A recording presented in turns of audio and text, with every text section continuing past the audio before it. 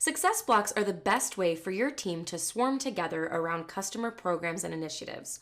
They can often correspond to points on the customer journey, such as adoption or onboarding, but can also correspond to other initiatives you're running, such as renewals or managing at-risk customers.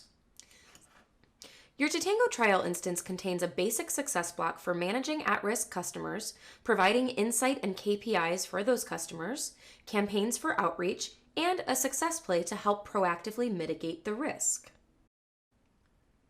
In addition to the one we've provided for you, you can also create your own or select some SuccessBLOCs from our gallery of best practices. If you prefer to create your own SuccessBLOC, you can do so by selecting the menu icon on the left and clicking Add New. You'll be presented with a wizard so that you can create your SuccessBLOC, and once you do, you'll be able to create your own scorecard and KPIs. You'll also be able to create your segments which drive those KPIs, and I encourage you to use the Assets section to store common resources towards whatever SuccessBLOC you're creating, so your team is using those standardized assets. Great job setting up your trial instance of Totango. Remember that you can use it out of the box as you've seen here, or you can fully customize it to meet the needs of your organization.